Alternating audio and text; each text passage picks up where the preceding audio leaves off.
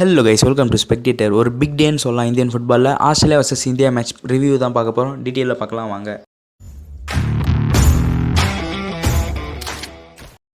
AFC Asian cup 2023 India பார்த்தீங்கன்னா தங்களோட முதல் மேட்ச் ஆஸ்திரேலியாவை எதிர்கொண்டிருப்பாங்கன்னு சொல்லலாம். ரொம்ப சூப்பர் கேம் ஷோ பண்ணாங்க அப்படின்னு சொல்லலாம். அது மட்டும் இல்லாமல் ஏகப்பட்ட ஃபேன்ஸ் பார்த்தீங்கன்னா சப்போர்ட் பண்ண வந்திருந்தாங்க. ஸோ கண்டிப்பாக சூப்பராக பெர்ஃபார்ம் பண்ணியிருப்பாங்கன்னா கண்டிப்பாக ரொம்ப நல்லா பண்ணியிருக்காங்க. எக்ஸ்பெக்ட் பண்ணதை விட ரொம்ப சூப்பராக பண்ணாங்கன்னு சொல்லலாம் நம்ம இந்தியன் டீம். ஸோ இனிஷியலாக நம்ம இந்தியன் டீம் லைனப்லேருந்தே மூவ் பண்ணிடலாம். அதுக்கு முன்னாடி பார்த்தீங்கன்னா இந்த மேட்ச் ரெஃப்ரி பண்ணவங்க பார்த்தீங்கன்னா ஏஷியன் கப் ஹிஸ்ட்ரியிலே பார்த்தீங்கன்னா இவங்க தான் ஃபர்ஸ்ட் உமன் சொல்லலாம். ரெஃப்ரிங் பண்ணது யம்ஷிதா. நெக்ஸ்ட் நம்ம இந்தியன் டீம் லைனப்லேருந்து ஆரம்பிக்கலாம். நம்ம இந்தியன் டீம் லைனப் பொறுத்த வரைக்கும் பார்த்தீங்கன்னா அன்எக்ஸ்பெக்டட்னு சொல்லலாம். எல்லாரும் பார்த்தீங்கன்னா கண்டிப்பாக நிக்கில் புஜாரி, அது மட்டும் இல்லாமல் சுரேஷ் ஐபியா, பிராண்டன் தாப்பாலாம் ஸ்டார்ட் பண்ணுவாங்க அப்படின்ற மாதிரி எக்ஸ்பெக்ட் பண்ணோம். பட் ஒரு அன்எக்ஸ்பெக்டட் லைனப்னே சொல்லலாம். டிஃபென்ஸ் யூனிட் பொறுத்த வரைக்கும் ராகுல் பெக்கே, சுபசிஸ், சந்தீஷ் ஜிங்கன், அது மட்டும் இல்லாமல் பார்த்தீங்கன்னா நிக்கில் புஜாரி ஸ்டார்ட் பண்ணார். அண்ட் அட்டாக்கிங்கில் பார்த்தீங்கன்னா மன்வீர், சாந்தே, சுனில் சேத்ரி. அண்ட் டிஃபென்ஸில் பார்த்தீங்கன்னா அப்பியா அண்ட் தீபக் தாங்கரி உள்ளே கொண்டு வந்திருப்பார் அப்படின்னு நம்ம சொல்லலாம். தீபக் தாங்கரி அவரோட ரோல் ரொம்ப சூப்பராக பண்ணார். இனிஷியலாக ஃபஸ்ட் ஹாஃப் பொறுத்த வரைக்கும் பார்த்தீங்கன்னா நம்ம இந்தியன் டீம் ஒரு சாலிட் ஸ்டார்ட் அப்படின்னு நம்ம சொல்லலாம். ரொம்ப அன்எக்ஸ்பெக்டட்னு கூட சொல்ல முடியாது. ரொம்ப சூப்பராக ஸ்டார்ட் பண்ணாங்க. இனிஷியலாக அவங்கள, அதாவது நம்ம இந்தியன் டீமை கையாள முடியல அப்படின்ற மாதிரியே சொல்லலாம். ஆஸ்திரேலியா பொறுத்த வரைக்கும் போத் அட்டாக்கிங்லேயும் சரி டிஃபென்ஸ்லேயும் சரி எடுத்தோடனே ப்ரெஷரை பார்த்தீங்கன்னா ரொம்ப ஆஸ்திரேலியா மேலே போட்டாங்க. ஒரு சூப்பர் ஸ்டார்ட் கிடச்சிருக்கு அட்டாக்கிங்லேயும் சரி டிஃபென்ஸ்லையும் சரி. அந்த வருஷத்தில் பார்த்தீங்கன்னா ஒரு சூப்பர் கிராஸ் மூலிமா சேத்ரிக்கு ஒரு ரெட்டரில் பால் மீட் ஆயிருக்கும். பட் அவர் பார்த்தீங்கன்னா அது ஆன் டார்கெட்டில் வச்சிருக்க மாட்டார். அது மட்டும் டார்கெட்டில் போயிடுச்சுன்னா கண்டிப்பாக இனிஷியலாகவே நம்ம இந்தியன் டீம் பார்த்தீங்கன்னா ஒரு கோல் லீடில் வந்திருப்பாங்க. ஒரு பிக் கோலாக இருந்திருக்கும். பட் அந்த ஒரு கோல் ஸ்கோர் பண்ண முடியல ஆன் டார்கெட்டில் வைக்காத காரணத்தில் அப்படின்னு நம்ம சொல்லலாம். பட் ஒரு நல்ல ஸ்டார்ட், அந்த மொமெண்டம் பார்த்தீங்கன்னா கீப் ஆன் பண்ணிகிட்டே இருந்தாங்கன்னு சொல்லலாம். அதே மாதிரி டிஃபென்ஸ்லேயும் பார்த்தீங்கன்னா ரொம்ப நல்லா பண்ணாங்க. ஏன்னா ஆஸ்திரேலியா பார்த்தீங்கன்னா ஃப்ரீக்வெண்ட்டாக அட்ராக்டிங் பண்ணிகிட்டே இருந்தாங்க. தொடர்ச்சியாக பார்த்தீங்கன்னா பால் நம்ம மேலே ப்ரெஷர் போட ஆரம்பித்தாங்க. கொஞ்சம் மேட்ச் போக அதுக்கேற்ற மாதிரி நம்ம டிஃபென்ஸ் யூனிட் ரொம்ப சூப்பராக பண்ணாங்க. அண்ட் 20th மினிட் பார்த்தீங்கன்னா கிட்டத்தட்ட அவங்க முதல் கோல் ஸ்கோர் பண்ண நல்ல சான்ஸ் கிடச்சிருக்கும். குர்பிரீத் சிங் பார்த்தீங்கன்னா பாக்ஸுக்கு வெளியே போய் தடுத்து அங்கே பார்த்தீங்கன்னா விழுந்துட்டு இருப்பார். ரிட்டன் ரீச் ஆகிறதுக்குள்ள ஆப்போனன்ட் கையில் பால் போயிட்டுருக்கும். பட் அவர் ப்ராப்பராக ரன் எடுத்து ரீச் பண்ணி அந்த பாலை தடுத்துருப்பார் அப்படின்னு நம்ம சொல்லலாம். அப்படின்னா முதல் கோலுக்கு ஒரு நல்ல வாய்ப்பு கிடச்சிருக்கும் ஆஸ்திரேலியா. பட் அதையும் நம்ம தடுத்துட்டோம் அப்படின்னு நம்ம சொல்லலாம். அது மட்டும் இல்லாமல் ராகுல் பேக்கே கூட பார்த்தீங்கன்னா சின்ன அந்த ப்ரெஷரை பார்த்தீங்கன்னா கொஞ்சம் ஹேண்டில் பண்ண தெரியாத மாதிரி இருந்தே தவிர மற்றபடி சூப்பராக ஃபைட்டிங் கேம் காமிச்சாங்கன்னு சொல்லலாம். ஆல்மோஸ்ட் நம்ம இந்தியன் டீம் பொறுத்த வரைக்கும் ஈச் அண்ட் எவ்ரி பிளேயர்ஸ் ரொம்ப நல்லா பண்ணாங்க. அண்ட் ரெஃப்ரீஸ் மிஸ்டேக்ஸும் இதில் அடங்குச்சு. ஒரு ஆஃப் சைட், பட் அது ஆஃப் சைடு இல்லாத காரணத்தினால நம்ம ஆள் மேலே கால் பட்டு போனதுனால கார்னர் ஒன்று கொடுத்துட்ருப்பாங்க. அண்ட் அது மட்டும் இல்லாமல் ஆஃப் சைடு இல்லாத ஆஃப் சைடுன்ற மாதிரி அந்த மாதிரி மூவ் ஆச்சு. பட் ரெஃப்ரீஸ் மிஸ்டேக்கும் எல்லா இடத்துல இருக்குதுன்ற மாதிரி ப்ரூவ் பண்ணாங்கன்னு சொல்லலாம். அண்ட் 30+, அதாவது ஃபஸ்ட் ஆஃப் முடிகிற நேரத்தில் பார்த்தீங்கன்னா ஃப்ரீக்வெண்ட்டாக ஆஸ்திரேலியா அட்டாக்கிங் மேலே அட்டாக்கிங், ஃப்ரீ கிக் கார்னர்ன்ற மாதிரி ஏகப்பட்ட ப்ரெஷரை நம்ம இந்தியன் டீம் மேலே போட்டாங்க. பட் ரொம்ப சாலிடான பர்ஃபார்மன்ஸ் நம்ம இந்தியன் டீம் கிட்ட கிடச்சிச்சு. எக்ஸ்ட்ரா 5 மினிட்ஸ் ஆட் டைமில் கூட பார்த்தீங்கன்னா சந்தீஷ் ஜிங்கனுக்கு ஹெட்டில் இன்ஜுரி ஆகிட்டு இருக்கும். அது மட்டும் இல்லாமல் நெஞ்சிலே பால் பட்டுருக்கும். அந்தளவுக்கு அவரும் ரொம்ப எஃபர்ட் போட்டு ரொம்ப சூப்பராக பெர்ஃபார்ம் பண்ணிட்டு இருந்தார் அப்படின்னு நம்ம சொல்லலாம். கண்டிப்பாக அந்த ஹார்ட் ஒர்க்கான டிசர்வ் ஃபஸ்ட் ஹாஃபில் கிடச்சிச்சு. செகண்ட் ஹாஃபில் தான் கொஞ்சம் மிஸ்டேக் பண்ணியிருப்பாங்க. ஃபஸ்ட் ஹாஃப் பொறுத்த வரைக்கும் பார்த்தீங்கன்னா இந்தியன் டீம் 0, ஆஸ்திரேலியா 0.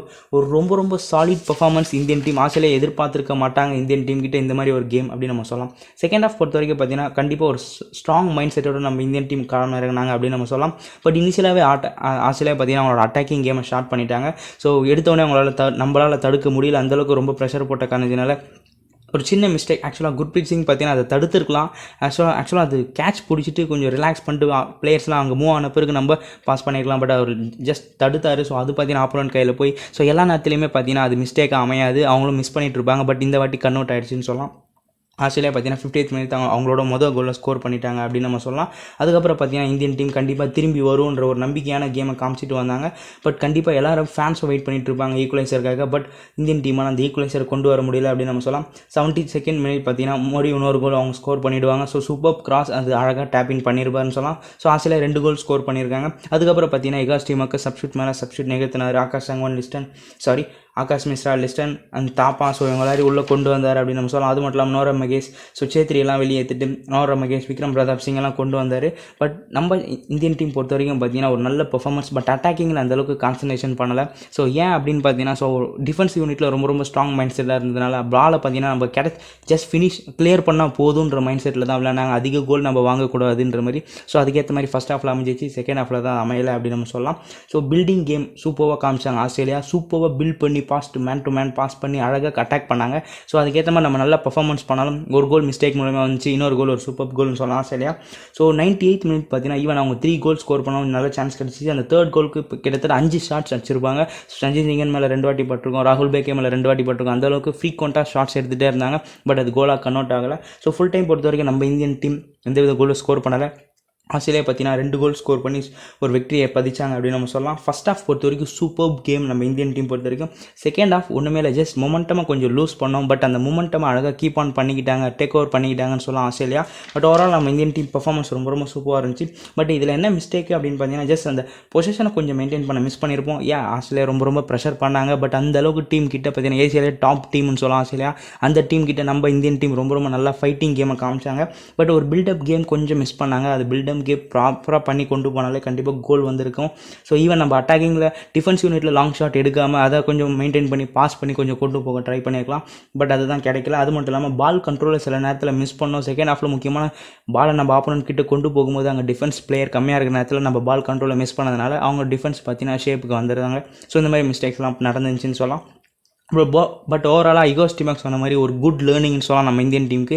ஸோ நம்ம எப்படி பெர்ஃபார்ம் பண்ணியிருக்கோம், இதில் என்ன மிஸ்டேக் பண்ணியிருக்கோம், நெக்ஸ்ட் எதில் கான்சன்ட்ரேஷன் பண்ணால் அடுத்தடுத்த கேம் நம்ம வின் பண்ண முடியுன்ற மாதிரி ஒரு சூப்பர் லேர்னிங் நம்ம இந்தியன் டீமுக்கு கிடச்சிருக்கும். ஒரு நல்ல எக்ஸ்பீரியன்ஸும் கிடச்சிருக்கும் பிளேயர்ஸ்க்கு. அதுக்கேற்ற மாதிரி ஆல்மோஸ்ட் எல்லா சப்ஸ்டியூட்டையும் ப்ராப்பராக யூஸ் பண்ணாருன்னு சொல்லலாம் நம்ம இகோஸ்டிமாக். ஸோ கண்டிப்பாக ஆஸ்திரேலியா கிட்ட ஒருத்தவங்க நல்லா எதிர்பார்த்துருப்பாங்க. But solid performance. So even Australian பிளேயரே சொல்லியிருப்பார். ஸோ கிட்டத்தட்ட டாப் ஏஷியன் டீம்ஸ்க்கு என்ன டஃப் தரணுமோ அதுக்கேற்ற டஃப் எங்களுக்கு கொடுத்தாங்க. ஸோ கண்டிப்பாக எங்களுக்கு ரொம்ப ரொம்ப டெஸ்டிங் கேமாக இருந்துச்சுன்ற மாதிரி அவங்களோட பிளேயரும் சொல்லியிருப்பார். அந்தளவுக்கு ஒரு சூப்பர் கேம் நம்ம இந்தியன் டீம் பெர்ஃபார்ம் பண்ணியிருக்காங்க அண்ட் ஷோ பண்ணியிருக்காங்க. ஸோ அடுத்த மேட்ச் உஸ்பெகிஸ்தான் கிட்ட. ஸோ கண்டிப்பாக இந்த கேமை நெக்ஸ்ட் லெவல் கொண்டு போய் அங்கே வின் பண்ண பார்ப்பாங்களா. ஸோ அதை பற்றி நம்ம டீட்டெயிலாக பார்க்கலாம். இப்போ இந்த மேட்ச் பொறுத்த வரைக்கும் சூப்பர் கேம் நம்ம இந்தியன் டீம் கிட்ட. உங்களோட தாட் சொல்லுவாங்க, நீங்கள் என்ன எக்ஸ்பெக்ட் பண்ணீங்க, அண்ட் இந்தியா அதுக்கேற்ற ஹாப்பினஸ் உங்களுக்கு கொடுத்தாங்களா? Let's go Indian football.